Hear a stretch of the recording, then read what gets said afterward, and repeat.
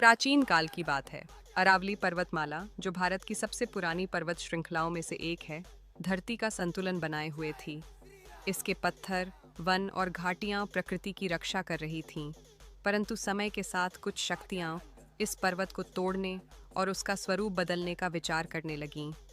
इसी कारण आकाश में एक दिव्य हलचल हुई। प्रातःकाल, जब सूर्य की पहली किरणें अरावली पर पड़ीं, तब आकाश से बजरंगबली प्रकट हुए। वे अरावली पर्वतमाला को देखने आए थे, यह जानने के लिए कि इस पर्वत की वास्तविक शक्ति क्या है और इसका संतुलन कहाँ से जुड़ा हुआ है। निरीक्षण और चिंतन बजरंगबली एक ऊंचे शिखर पर खड़े होकर पूरी अरावली को निहारने लगे।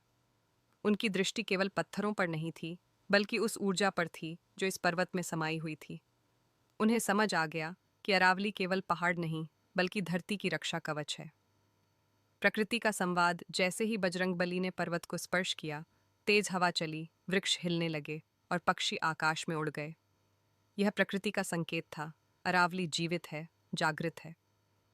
बोध का क्षण, बजरंगबली मुस्कुराए। उन्होंने जाना कि पर्वत को काटना समाधान नहीं है। सही मार्ग यह है कि मनुष्य स्वयं के लोभ को काटे, न कि प्रकृति को। अरावली का प्रत्येक पत्थर धरती की सांसों से जुड़ा हुआ है। दिव्य संदेश। बजरंगबली ने आकाश की ओर देखते हुए कहा, जो पर्वत धरती की रक्षा करता है उसे तोड़ना नहीं, समझना चाहिए। इसके बाद बजरंगबली पुनः आकाश की ओर प्रस्थान कर गए। अरावली पर्वतमाला शांत खड़ी रही, जैसे उसने अपना रक्षक देख लिया हो।